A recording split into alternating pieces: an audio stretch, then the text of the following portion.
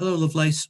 Welcome to today's English lesson, which continues to work on this idea of understanding the structural features of our model text. Remember, all the features, all the things that go into writing a non-chronological report. So here's our model text for this week. Remember, it's all about Anglo-Saxon society. The Saxon people didn't all have great lives. Wealthy or not, all of them had endured some hard times. Despite this, society was split into three categories: the Saxon nobility and upper classes, for example, the kings, ealdormen, and thanes, like landlords. Next were all the commoners, who were ceorls, who were a group consisting of farmers and craftsmen. Lastly, slaves or thralls, whose lives were hard and mostly miserable.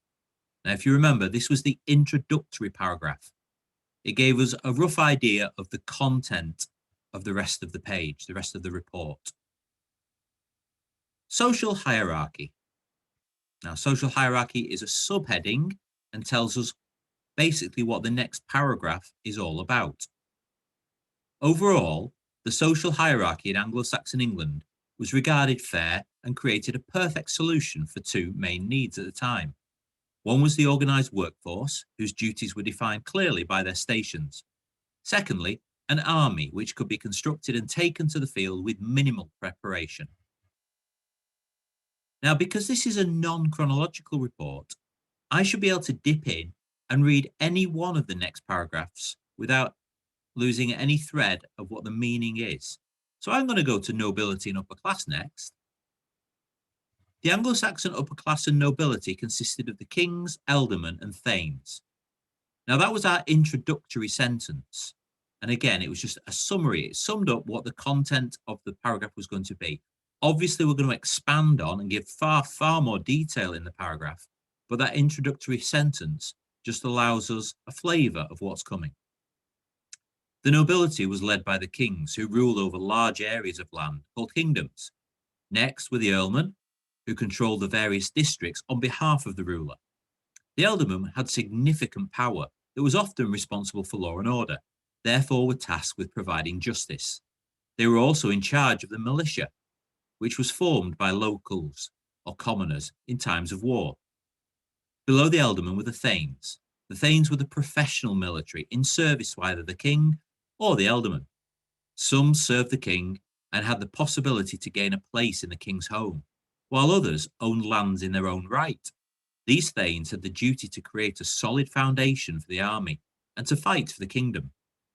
When they were not actively on duty in the military, they took care of local organizations, both of men-at-arms and trade routes.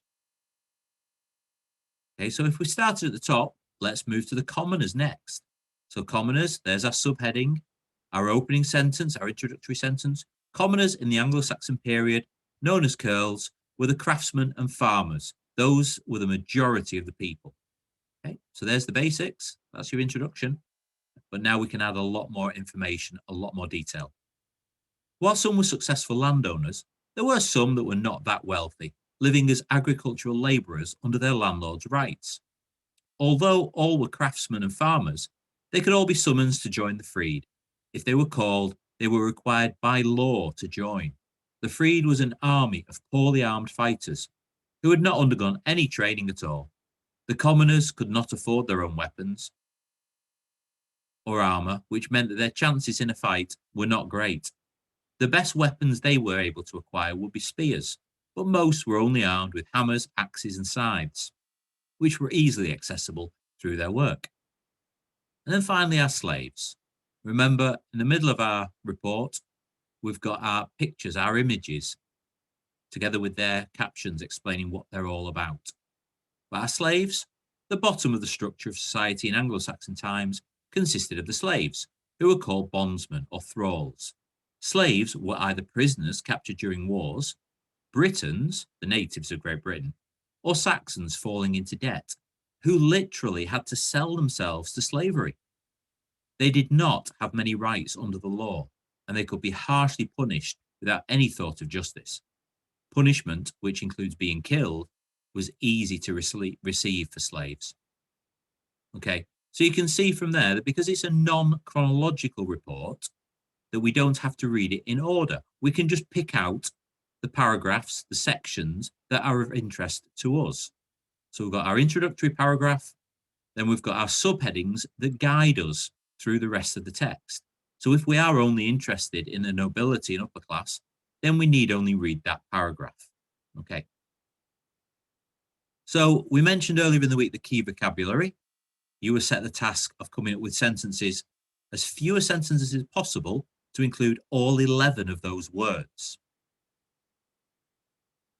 Then yesterday, in our last lesson, we looked at these elements of the features, the structure of our non-chronological report.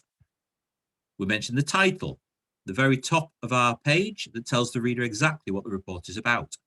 Our subheadings, which break the report down and explain what each paragraph or each section is going to tell you about. Within and underneath the subheading, you've got at the beginning, you've got the introductory paragraph. That gives you a little summary of what the whole report is going to be about. And some reports, though not this one, will have a finishing paragraph, which tie all those bits together and maybe explain what's going to be happening next or what the reader might choose to do next.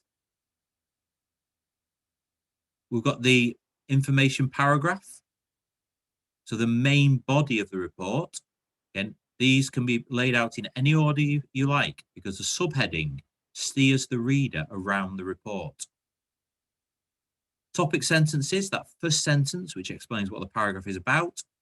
Images and diagrams, or pictures and photographs, any sort of pictorial clue that gives the reader a visual prompt, together with a caption or a key that explain what the images are.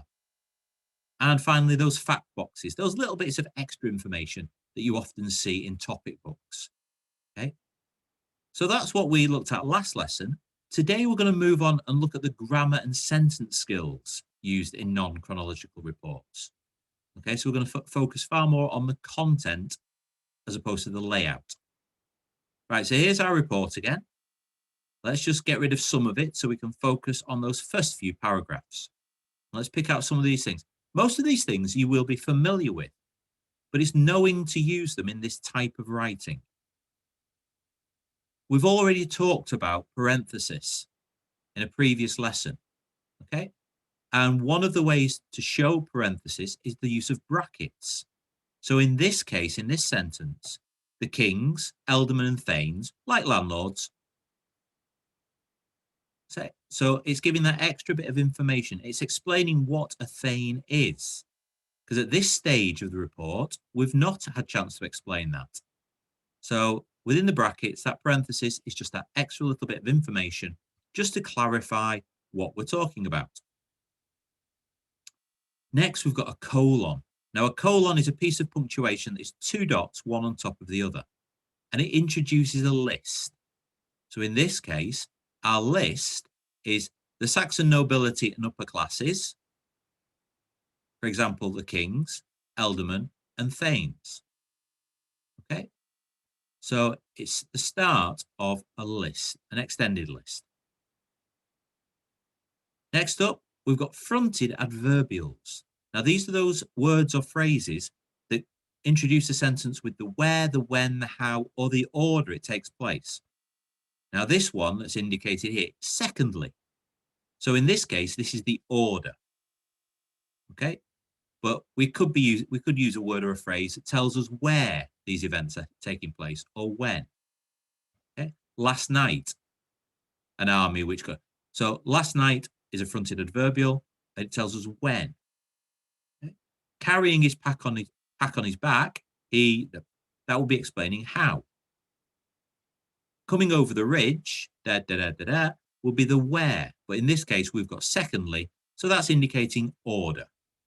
Fronted adverbials always start the sentence. Here we've got a semicolon.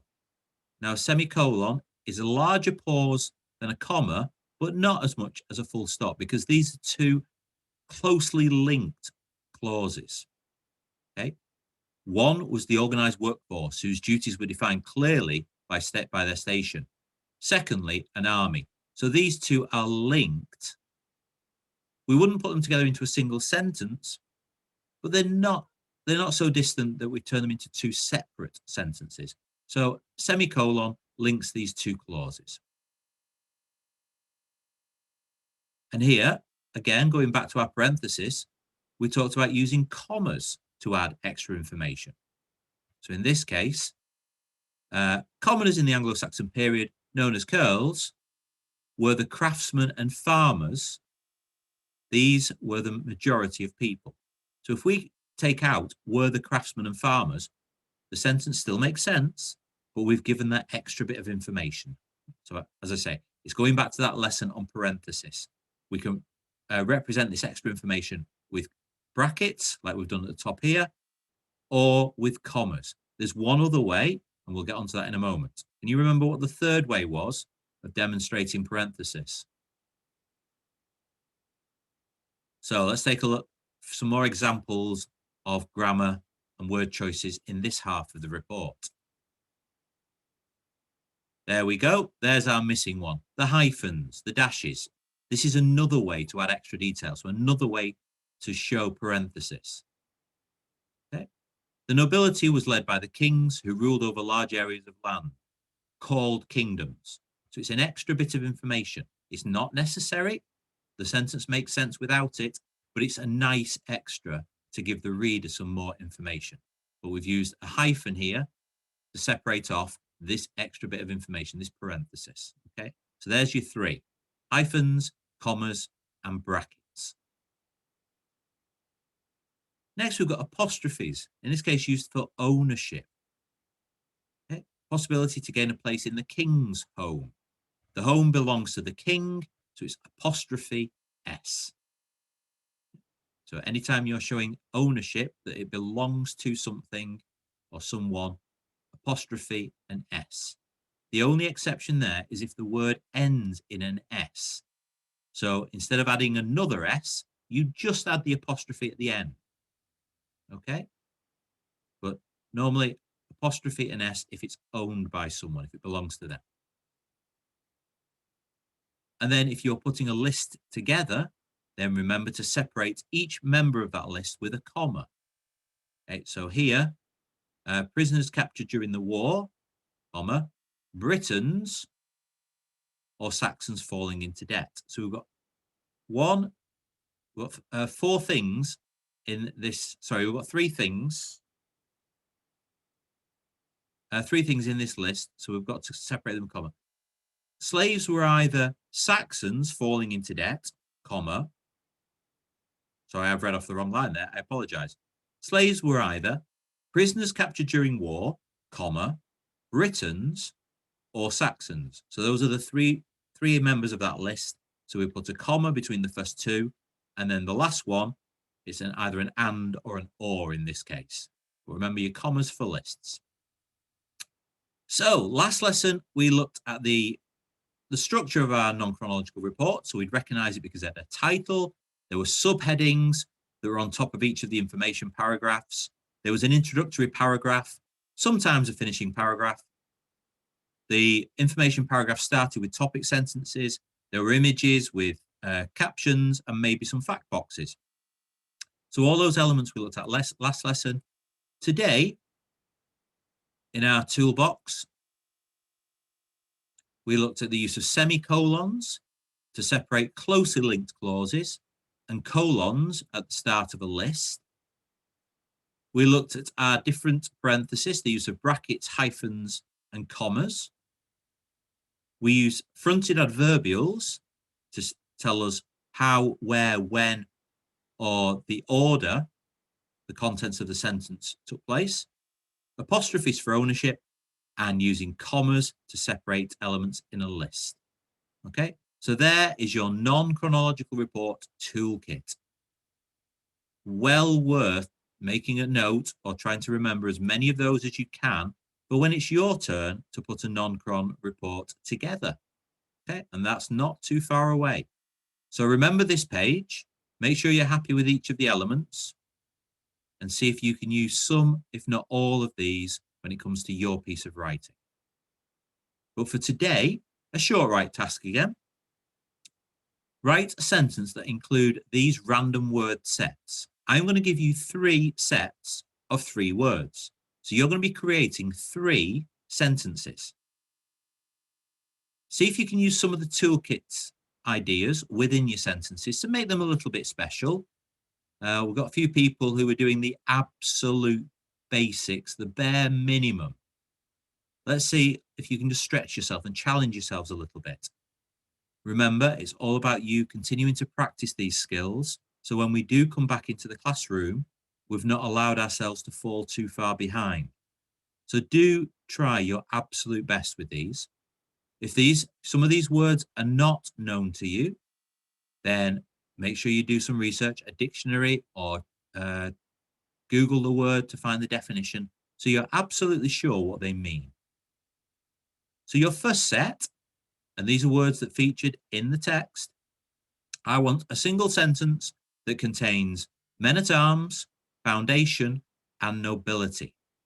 Okay, so those 3 words in one sentence. Your second sentence should include weapons, successful, and farmers. And sentence number 3, preparation, commoners, and miserable. Okay, so those are your 3 word sets, each set to be placed in one sentence. So by the end of the task, you will have 3 sentences, each one with 3 of those special words in, or those random words. Okay, if there's any of those you're not clear about, dictionary or Google them and find out. Try to use the words correctly in your sentence and make sure your sentences make sense. But that's the end of today's session. As usual, I would ask you to take care of yourself and look after those around you, and I will see you very soon.